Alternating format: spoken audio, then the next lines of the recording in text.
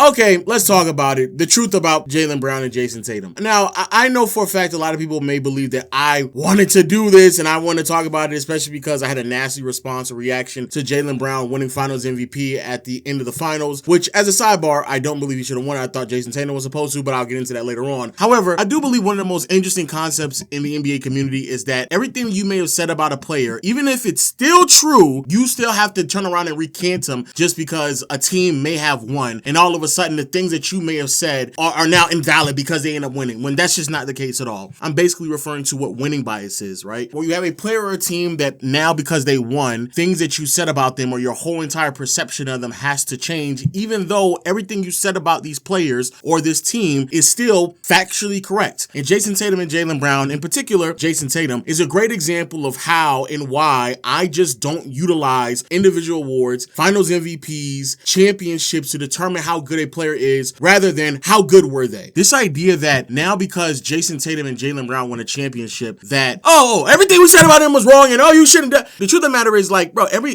concern that many of us had about Jayson Tatum and Jaylen Brown is still valid. It's the fact that the Boston Celtics in their front office and their brain trust understood that these things were still going to happen, that we just need to make improvements on our roster to make sure that when these things happen, which they did happen, that we can still win ball games, which then kind of brings us to like the whole finals MVP discussion and why exactly it's so funny to me that Jaylen Brown ended up winning it. Because we were going to have a mid-off. Both Tatum and Brown weren't special. They were a really, really good duo, a good tangent, but nothing that was going to come close to any other previous finals MVP recipient. I think I saw some tweet out there saying that Jaylen Brown had the worst PER in the last like 20 to 30 years. It's actually pretty crazy. Having a lower PER than Andre Iguodala and Kawhi Leonard is pretty damn damning. But moreover, the reason why it was so piss poor is just because I think Tatum, even though I believe he should have won it, he did open the door for Brown to win it because how poorly he shot. I still believe that Tatum should have won it because of the value of his passing and playmaking, which are things that I guess that the NBA community isn't prepared for. I think too many people just look at,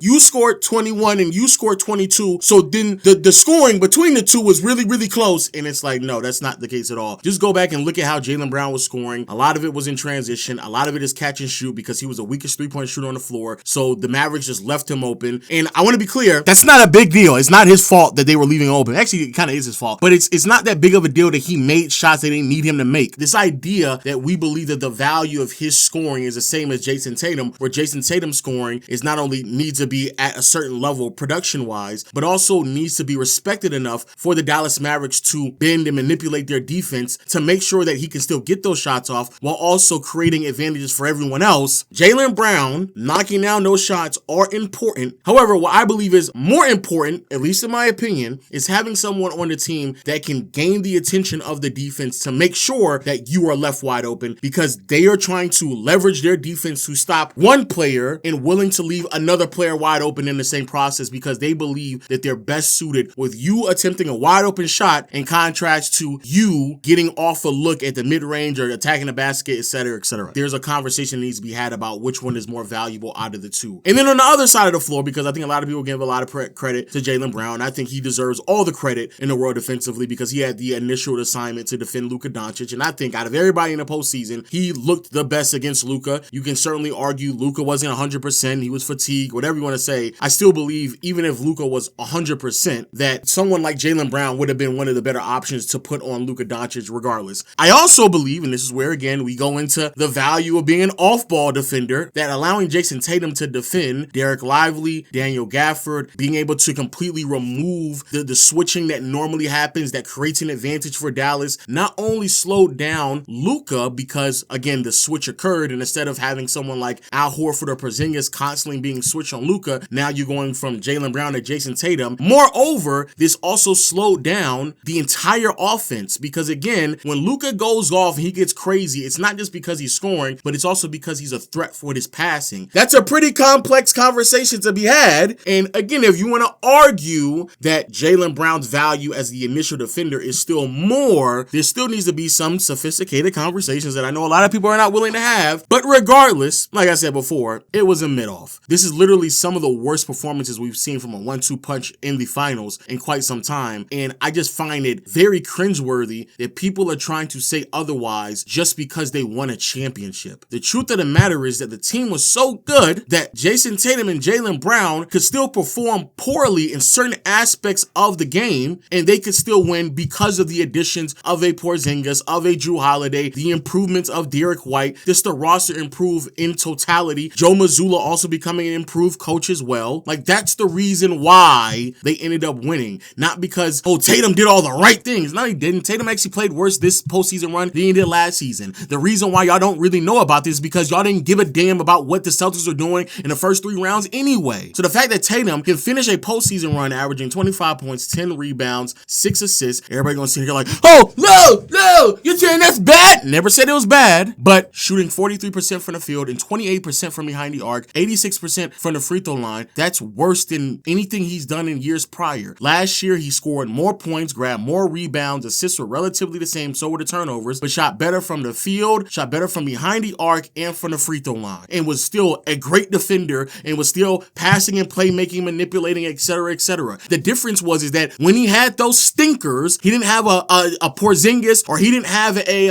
Jrue Holiday on his roster to pick up the slack, because Marcus Smart and Grant Williams wasn't going to do that at all. If you go back in a year before that, again, statistically, it's all relatively the same. 25 points, 6 assists, 7 rebounds, shooting splits of 42 to 43%, 39% from behind the arc, 80% from the free throw line. Very similar production, very similar player, very similar problems that you still see. I do believe that Tatum, since 2022, is a better passer and playmaker, and I do believe that is warranted to say that that is a level of improvement that was a difference maker. Sure, Tatum still had questionable shot selection. He was inconsistent with his jump shot. He shot his team sometimes out of major leads, not just in the finals, in the entire postseason. In the restricted area, Jason Tatum shot 77 for 111, which means in the restricted area, he was converting his shots at around 69%. What did Jason Tatum do outside of the restricted area? 82 for 261, meaning that he shot 31% outside of the restricted area. His jump shots was not falling whatsoever. That didn't change. If anything, it got actually worse. He was shooting outside of the restricted area as bad as Giannis does. Now, what about the shot selection, right? Because a lot of people were always concerned about that step back 3 that Tatum, for whatever reason, relies on way too much. I don't know why Tatum does that. Out of all of the threes that Tatum took in this postseason run, he attempted 44 pull-up three-pointers, only converted those 31.8% of the time. He attempted 42 catch and shoot or just regular jump shot three-pointers, made those 33% of the time. And how many step-back threes did he attempted? 43. He attempted as many catch and shoot regular jump shots or pull-up three-pointers as he did step-back threes. And what did he convert those step-back threes at? A rate of only 23.3%. There's nothing about Tatum with his shot selection that changed at all. The crazy part about it is that they actually was on a roster that was so well-rounded offensively, had so much floor spacing that they still should not have performed at this level. Had the ability to put the ball in the deck and have clean drives to the rim. Tatum still shot 43% from the field. He still shot 28% from 3 in this postseason run. But Jaylen Brown struggled with very similar things that he struggled with in years prior. If he got to the restricted area, it was great. It was magnificent. Mid-range shot, still falling a bit. But anything else, especially that translated to him putting the ball in the deck and trying to create his own shot, no. So I just want to clarify this because the narratives and conversations, I saw this on Gilbert Arenas' podcast where I don't know if there was, baiting. I think Rashad McCann was trying to bait them into an argument and whatever about saying that Jaylen Brown led them and because whatever he did this year is different from last year. Like, no, not really. He didn't do anything different. They won because they made the additions to the roster. And the reason why I'm saying this is because I think people are going to say, oh, you're just hating. You're hating. No, I'm saying these things because I think that we need to give an accurate depiction of what actually occurred, not just us lying for the sake of lying or just us to have like a feel-good story. And moreover, I also believe that it's great when needed and necessary to highlight what a front office does for a team. It is by far one of the most underrated aspects of team building on what a roster is constructed like, what the front office does to the roster, identifying the strengths and weaknesses of your best 2, 3, 4 players and the needs of the roster and being realistic about who these players are and not just going into a series, crossing your fingers like the Toronto Raptors used to do for like 5 years in a row and hoping that somehow DeMar DeRozan is going to eventually figure it out.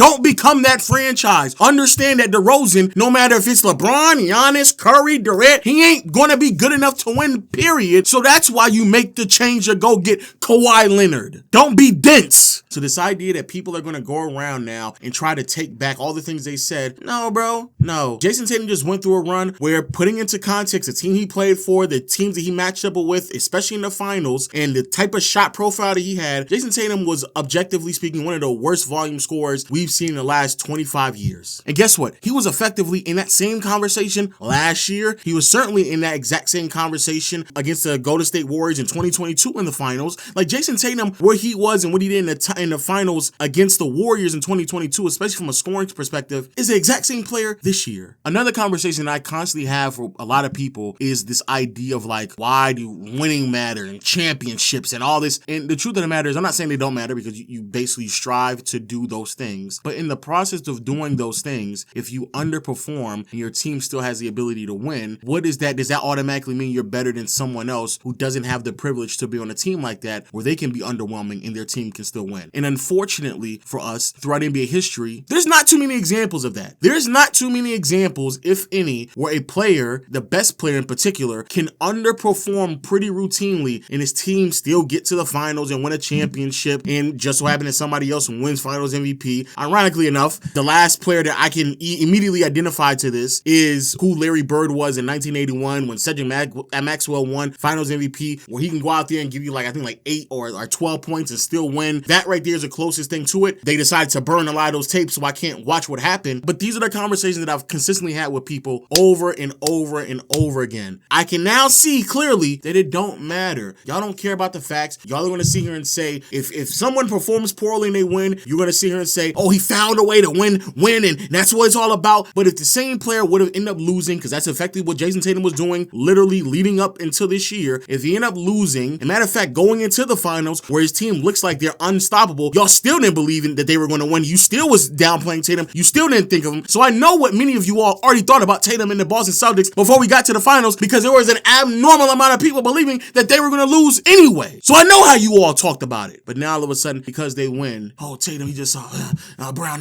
and this duo, and they did all this good things and defense, and it's the same shit they've been doing for the last 2 to 3 years. And so now for the next like 2 to 3 weeks, I have to hear Jason Tatum's name in conversation with Kobe Bryant and LeBron James and all these other players who haven't or didn't out, or how they performed, the volume numbers that they may put up in their first attempt to win a championship at the age of 26. Especially old heads do it with past runs already. You win a finals MVP, we get to push narrative and propaganda, and that's how the story is written. They're gonna, Jason Tatum and Jaylen Brown, they were better than and nobody don't give a fuck about Jrue Holiday, nobody give a fuck about Porzingis, nobody give a fuck about Joe Mazzulla. Even though that Jason Tatum didn't win finals MVP, by far the biggest winner in this postseason run, Jason Tatum just got done with a regular season where he still got the award of being the best player on the best team, first team All-NBA. He then went to postseason, had the worst stretch of ball games for his career, especially as a scorer, in particular a jump shot shooter. And now at the end of the rainbow, Jason Tatum undeniably was one of the worst volume scorers in NBA Finals history. The difference is that Brad Stevenson over the past 2 years realized, hey, they have a hard time dribbling in between traffic. You know what I'm going to do? Hey, I'm going to get more floor spaces around them so they don't have to worry about those things. Hey, Tatum and Brown sometimes not the greatest on-ball defenders, especially with smaller guards, and Marcus Smart is regressing a little bit, but we also still need a bigger body that can also kind of switch a little bit more to keep our versatility with us. So now, you know what I'm going to do? I'm going to get somebody else to bring that in, and that's Jrue Holiday. Let's give credit where credit is due. Jason Tatum, Jaylen Brown, you all did enough to not fuck this up, but the truth of the matter is that y'all are in a very unique situation where the roster and talent is so great around you two that it was basically you would have to fuck it up for you all to lose. But yo,